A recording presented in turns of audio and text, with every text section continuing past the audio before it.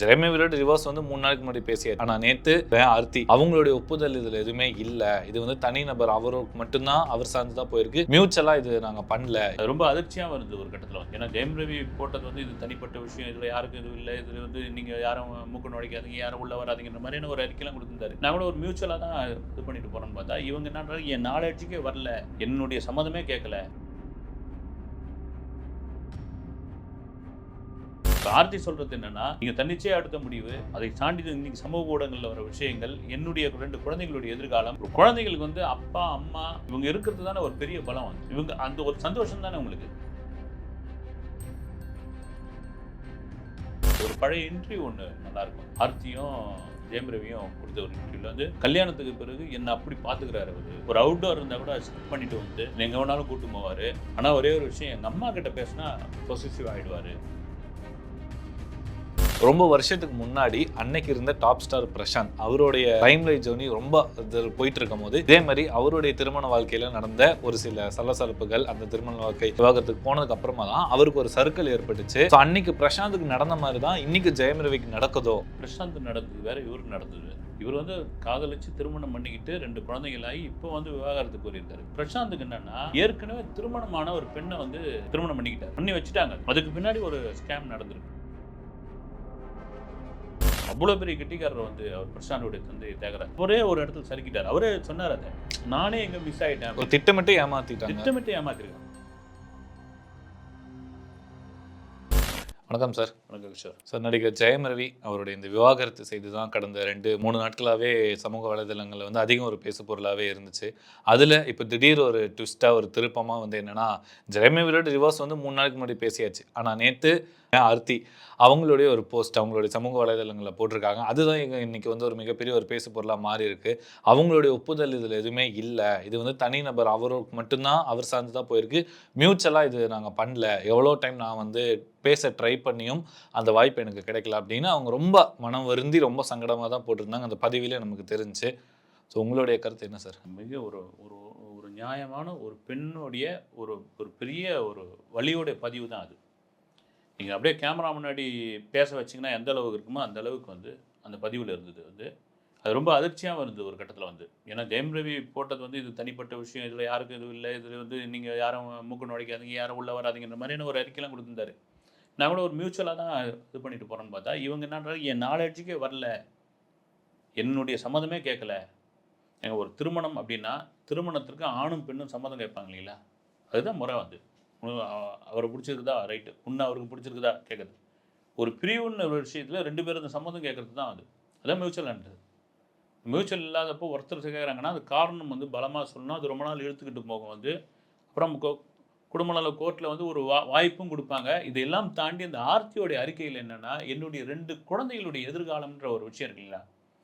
ஐயா, நீங்கள் வந்து ஒரு லட்சாதிபதியாக இருங்க, கோட்டீஸ்வரராக இருங்க, அப்புறம் மில்லினராக இருங்க, எது வேணாலும் இருங்க, ஒரு குழந்தைகளுக்கு வந்து அப்பா அம்மா இவங்க இருக்கிறது தானே ஒரு பெரிய பலம். வந்து இவங்க அந்த ஒரு சந்தோஷம் தானே உங்களுக்கு. இன்னைக்கு அம்பானி வந்து அவ்வளோ பெரிய கல்யாணத்தை பண்ணார் இல்லைங்களா தன் மகனுக்கு. அவர் நினச்சிருந்த காது வச்சுட்டு கூட பண்ணிட்டு போயிருக்கலாம். வந்து என்ன காரணம்னா, இது வந்து ஆயிரங்காலத்து பயிர்னு அவர் காட்டுறது தான். எங்கிட்ட இவ்வளோ சொத்து இருந்தாலும் அந்த நிகழ்வு அந்த சம்பவத்தை ஒரு மகிழ்ச்சியான ஒரு விஷயமா காட்டுறதுக்கு காரணம் அதான். வந்து எவ்வளோ கோடிகள் இருந்தாலும் சரி, என் மகனுக்கு வந்து ஒரு திருமணத்தை பண்ணுறேன், அது உலக மாதிரியே பண்ணுறேன், நான் அவங்க வந்து சந்தோஷமாக இருக்கணும்ன்று. இங்கே ஆர்த்தியோடைய அந்த அறிக்கையிலே அதுதான். வந்து ஏன்னா என்ன ஒரு வார்த்தை கேட்கல, அவராக ஒரு முடிவு எடுத்துட்டாங்க. அது பின்னணியில் யார் இருக்காங்கன்னு தெரியல. இதெல்லாம் சார்ந்து சமூக ஊடகங்களிலும் சில சேனல்களிலும் இட்டுக்கட்டி சில மார்ஃபிங் பண்ணி சில புகைப்படங்கள்லாம் வருது. இது என்னுடைய குழந்தைகளுக்கு எதிர்காலத்தில் ஒரு பாதிப்பு உண்டாக்குன்ற ஒரு தாயின்ற ஸ்தானத்தில் அதை வந்து சொல்லியிருக்காங்க. மிகப்பெரிய ஒரு விஷயம். அது நீங்கள் சோஷியல் மீடியா இருக்குது, கையில் வந்து சேனல் இருக்குது அப்படின்றதுக்காக என்ன வேணாலும் நீங்கள் அடிச்சுட்டு போயிடக்கூடாதுங்க. வந்து இது வந்து ஒரு குடும்பத்துக்குள் நடந்த ஒரு விஷயம். வந்து இந்த கிராமத்தில் சொல்லிப்பாங்க தெரியுங்களா, ஒரு பிரிவினை வரும்போது ஆரம்பத்தில் என்ன பண்ணணும், இந்த நாட்டாமைங்க மாதிரி ஊர் நாட்டாமைங்க வந்து பேசி தீர்த்து போமான்னுவாங்க. வந்து உள்ளே போச்சுன்னா ரொம்ப காலம் ஆகும். ஏன்னா வந்து இன்றைக்கி நீங்கள் வந்து ஒரு ஏதாவது வந்து எல்லா குடும்பத்துலேயும் வந்து ஒரு கணவன் மனைக்குள்ளே ஒரு சண்டை சச்சரவு இருக்குது.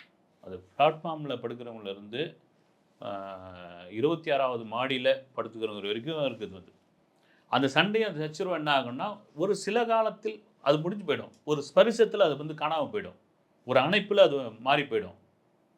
அதுதான் வந்து இயற்கை. இதை மீறி அதையெல்லாம் தாண்டி உடைச்சிக்கிட்டு இது தாங்க முடிவு, எங்களை 2 பேரையும் வந்து அறுத்து விட்டுருங்க, நாங்கள் விலகி போயிடுறோங்க அப்படின்போது அந்த பெரியவங்க என்ன ஆவாங்க, அவ்வளோ சீக்கிரம் பண்ண மாட்டாங்க. இன்னைக்கு ஒரு கோபத்தில், இன்னைக்கு தோன்ற அந்த மனசில், இன்னைக்கு தோன்ற அந்த வெறுப்பில் எடுக்கிற முடிவு, உட்காந்து பேசுவோம், உட்காருங்க, உட்காந்து பேசு, என்ன பிரச்சனை பேசுங்க, சரி இதை கொஞ்ச நேரம் ஆறப்படுங்க, ஆறப்படுங்க, குழந்தைங்களாம் இதுவாகட்டும் வரட்டும் அப்படின்னு.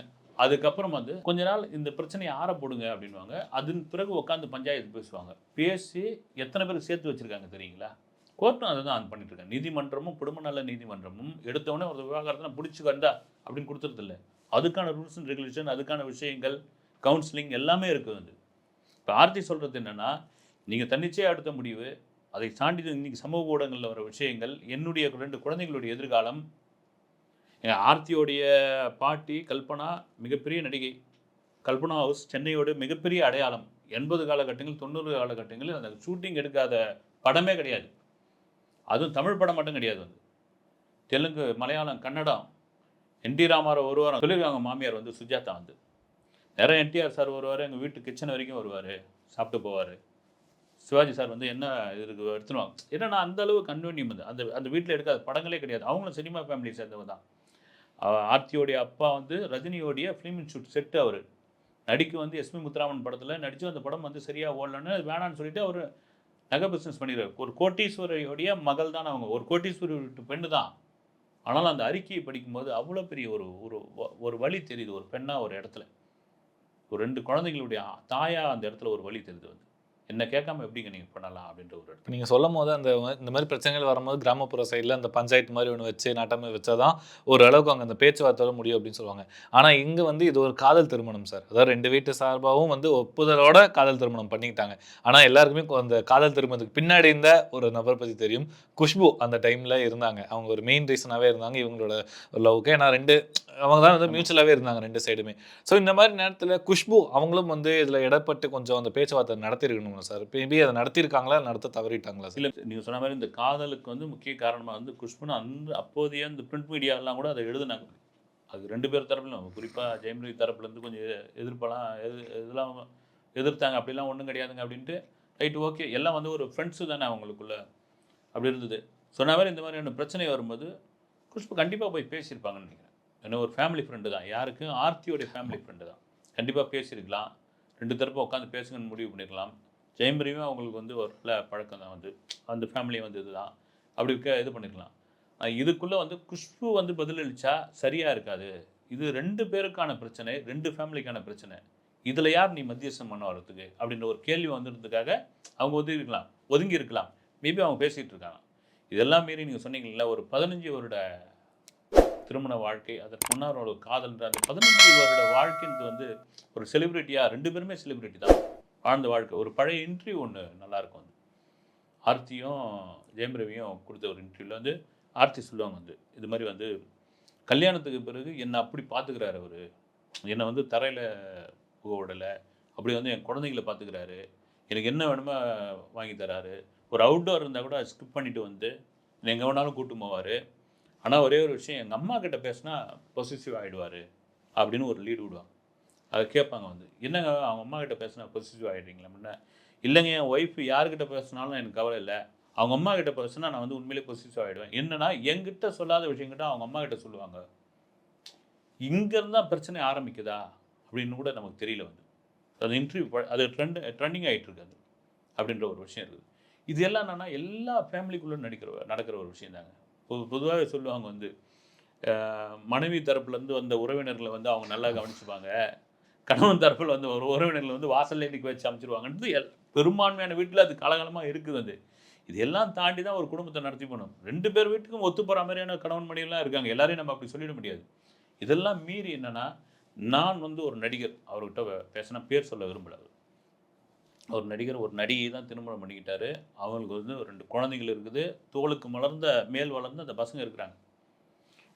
அதாவது வந்து திருமணத்துக்கு பிறகு அவங்க வந்து ஒரு குழந்தைகளுக்கு அம்மாவா, இவருக்கு ஒரு மனைவியா இருந்த நபர் வந்து ரொம்ப சமீப காலமாக அவங்களுக்குள்ள ஒரு நண்பர்கள் வட்டாரத்தை உருவாக்கிக்கிட்டு, பார்ட்டிக்கு போடுறது, அப்புறமா வந்து மற்ற ஃபங்க்ஷனுக்கு போகிறது, மும்பை, கல்கட்டா ஒன்றும் தவறாக ஒன்றும் சொல்லலை. அவர் வந்து போகிறது வர்றது, மிட் நைட்டில் வர்றது, ஒரு கட்டத்தில் அவருக்கு எரிச்சலாகி போய் என்ன இப்படிலாம் பண்ணிக்கிட்டு இருக்க நீ? ஏன்னா இவரும் நடிகர் தெரியும், அந்த சூழ்நிலை தெரியும். அவருக்கு என்னென்னா பசங்க வளர்ந்துட்டாங்க, வளர்ந்ததுக்கு பிறகு என்ன அப்படின்ட்டு வெறும் தவறாகவும் சொல்லலை, அவர் சந்தேகப்படவும் இல்லை. அவர் ஒய்ஃபு அவருக்கு சேர்ந்த நண்பர்கள் வட்டார் அப்படின்னு. அவன் என்ன சொன்னான், அப்படி தெரிஞ்சால் என்னை வந்து டைவர்ஸ் பண்ணிவிடுங்க அப்படின்னு ஒரு பக்குன்னு ஆயிடுச்சு. அவருக்கு என்ன காரணம் சொல்கிறாரு, தோளுக்கு மேலே வளர்ந்த பசங்க இருக்கிறதுனால இவர் பண்ண மாட்டாருன்னு நம்பிக்கையில் தான் அந்த அம்மா சொல்கிறாங்க, என் ஒய்ஃப் சொல்கிறாங்க. அதே சமயத்தில் காலம் புரிய வைக்க நான் பொறுமையாக இருக்கிறேன். ஏன்னா இதில் நான் கோவப்பட்டு ஏதாவது ஒரு விஷயத்தை பண்ணிட்டேன்னா குடும்பம் சிதறிடும், குழந்தைங்க வந்து மனசு இதுவாகிடும். 2 பேரும் வந்து அந்த 2 பேருக்கும் வந்து ஒரு 2ம் கட்டாம் வயசுன்னு ஒரு 16, 17 வயசு. அந்த வயசில் நாம் வந்து ட்ரிகர் ஆகிடக்கூடாது. மற்றபடி என்னுடைய நடிகை மனைவியாக இருந்தாலும் அவங்கள நான் தவறாக சொல்லலை. அவங்களுக்கு ஒரு நண்பர்கள் வட்டாரம் சேர்ந்துருக்குது. அது ஒரு காலத்தில் புரிய வைக்கும், அது புரியும். அப்போ புரியும் போது ஓடி வருவாங்க அவங்க, நான் செஞ்சதெல்லாம் தப்புன்னுவாங்கன்னு அந்த நம்பிக்கை இருக்கு இல்லைங்களா? இந்த நம்பிக்கை தான் ஒரு குடும்பத்திற்கான ஒரு பெரிய பலம். அது அந்த நம்பிக்கை எங்கே தவறி போதோ அதுதான் இந்த மாதிரியான விவாகரத்து, பிரிசல் இந்த மாதிரியான விஷயங்கள்லாம் வரது அதான் காரணம். கண்டிப்பாக சார். இந்த விஷயத்தை வந்து அவங்க கருத்தில் கொண்டு அவங்களுடைய 2 பசங்க மீது இருக்கிற அந்த ஒரு இதையும் அவங்க எடுத்துட்டு மேபி இந்த விஷயத்தை மறுபரிசீலனை செய்து கொஞ்சம் திருப்பி உட்காந்து பேசினாங்கன்னா திருப்பி எதாவது இருக்கும்னு நினைக்கிறேன் சார். பட் சார் இறுதியாக கேள்விக்கு முன்னாடி இதே மாதிரி ஒரு விஷயம் வந்து ரொம்ப வருஷத்துக்கு முன்னாடி இப்போ ஜெயம் ரவி விஷயத்தில் அவங்க என்ன சொல்லுவாங்கன்னா, அந்த நோட்டீஸில் நாங்கள் வந்து அப்ரோச் பண்ணும்போது ஜெயம் ரவியை அங்கே பார்க்கவே முடியல, எங்களை அவங்ககிட்ட பேசவே விட மாட்டாங்க அப்படிங்கிறதா சொல்கிறாங்க. அவங்க சைட்லேருந்து இன்றைக்கி ஒரு நியூஸ் எடிஷனில் வந்தது, ஜெயம் ரவி ரொம்ப நாளாகவே வந்து வீட்டுக்கு வரதில்லை, ஜெயம் ரவி வந்து டோட்டலாகவே இல்லாமல் இருக்கா அப்படின்னு. ரொம்ப வருஷத்துக்கு முன்னாடி அன்னைக்கு இருந்த டாப் ஸ்டார் பிரசாந்த் அவருடைய லைம்லைட் ஜர்னி ரொம்ப போயிட்டு இருக்கும் போது இதே மாதிரி அவருடைய திருமண வாழ்க்கையில் நடந்த ஒரு சில சலசலப்புகள், அந்த திருமண வாழ்க்கை விவாகரத்துக்கு போனதுக்கு அப்புறமா தான் அவருக்கு ஒரு சர்க்கிள் ஏற்பட்டுச்சு. தியாகராஜன் சார் அவரும் ரொம்ப மன வருத்தத்தோட அந்த மாதிரி இருந்தார். ஸோ அன்னைக்கு பிரசாந்துக்கு நடந்த மாதிரி தான் இன்னைக்கு ஜெயம் ரவிக்கு நடக்குதோ அப்படிங்கிற ஒரு இதை வந்து நியூஸ் எடிஷனில் போடுறாங்க சார். பிரசாந்த் நடந்தது வேற, இவருக்கு நடந்தது வேறு. இவர் வந்து காதலிச்சு திருமணம் பண்ணிக்கிட்டு 2 குழந்தைங்களாகி இப்போ வந்து விவாகரத்துக்கு கோரியிருக்காரு. பிரசாந்துக்கு என்னென்னா, ஏற்கனவே திருமணமான ஒரு பெண்ணை வந்து திருமணம் பண்ணிக்கிட்டாரு, பண்ணி வச்சுட்டாங்க. அதுக்கு பின்னாடி ஒரு ஸ்கேம் நடந்திருக்கு. அவ்வளோ பெரிய கெட்டிக்காரர் வந்து அவர் பிரசாந்தோடைய தந்தை தியாகராஜன், அவரே ஒரு இடத்துல சறுக்கிட்டார். அவரே சொன்னார், அதை நானே எங்கே மிஸ் ஆகிட்டேன், ஒரு திட்டமிட்டு ஏமாற்றிருக்காங்க. பிரசாந்தோடைய அந்த லைம் லைட்டை குலைக்கணும், ஒரு வேகமாக வளர்ந்துக்கிட்டு வராரு, அடுத்த ஒரு இடத்துக்கு வராரு. இன்றைக்கி நீங்கள் வந்து பிரசாந்துக்கு அந்த நிகழ்வு நடக்காமல் இருந்தால் இன்றைக்கி விஜய் அஜித்தை தாண்டி அவர் தாங்க டாப் ஸ்டார். உண்மையாகவே நான் பெருமைக்காக சொல்லுறேன். அப்படி ஒரு இதில் வந்தப்போ திட்டமிட்டு செய்யப்பட்ட ஒரு விஷயம் வந்து அதுலேருந்து மீண்டு வந்தது பெரிய விஷயம். பிரசாந்த் ஒரே ஒரு சின்ன சம்பவத்தோடு நான் சொல்கிறேன். நான் ஒரு பத்திரிகையில் என்ன ஆச்சு, ஒரு செய்தி, அப்போல்லாம் வந்து இந்த மாதிரி மீடியாக்கள் கிட்ட பிரிண்ட் மீடியாவில் வந்து அது பிரசாந்த் வந்து சரக்கை போட்டுட்டு ஒரு குறிப்பிட்ட ஒரு முக்கியமான சாலையில் அவர் பாட்டுக்கு ஒரு லைட்டாக தள்ளாட்டத்தோடு நடந்துக்கிட்டு இருந்தார் அப்படின்னு ஒரு செய்தி ஒன்று போட்டு பரவலாக பரப்பி விட்டோன்னே நான் ஒரு பிரபல பத்திரிகையில் இருக்கும்பொழுது இதை கிராஸ் செக் பண்ணோம் இல்லைங்களா, நம்ம போட போகிறதுல நியூஸ் கேட்கணும் அப்படின்போது தியாகராஜன் தான் ஃபோன் அட்டன் பண்ணார். வந்து எங்கே இருக்கிறீங்க பாருனாரு, கொஞ்சம் வீட்டுக்கு வர முடியுங்களானாரு. வீடு வந்து மகாலிங்கபுரத்தில் இருந்தது, நுங்கம்பாக்கம் மகாலிங்கபுரத்தில் இருந்தது வீடு. போனோம் வாங்க உட்காருங்கன்னா இந்த மாதிரி செய்தி சார்னேன். நானும் அதை படித்தேன். படிச்சுட்டு என்ன பண்ணார், இந்த பழைய வீடுங்களில் இந்த பழைய படங்கள்லாம், அசோகன் படங்கள்லாம் பார்த்தீங்கன்னா வீட்டுக்குள்ளேயே ஒரு பார் சரக்கு இதெல்லாம் இருந்தது, ஒரு ரோலிங் இப்படி தள்ளி விட்டார். பார்த்தா மொத்தம் ஃபாரின் பாட்டில் வந்து அடுக்கி வச்சுருக்குது. இதெல்லாம் வந்து அப்போ நிறைய அந்த கலை நிகழ்ச்சிக்கு ஃபாரின் போகிறது ரொம்ப சர்வசாதாரணம் அந்த காலகட்டங்களிலேயே ஒரு தியாகராஜன். இதெல்லாம் வந்து என்னுடைய ஃப்ரெண்ட்ஸ் எனக்கு கொடுத்த கிஃப்ட். இதெல்லாம் நான் சாப்பிட மாட்டேன், மற்ற யாரும் இங்கே சாப்பிட மாட்டாங்க. இதை வந்து ஒரு இதெல்லாம் வந்து இத்தனை வருஷம், ஏதோ 18 வருஷம் 23 வருஷம் அந்த மாதிரி இதே உள்ளது. இதுலேருந்து ஒன்று எடுத்து பிரசாந்த் குடித்தாருன்னா நான் என்னால் எனக்கு என்ன தெரியவா போகுது.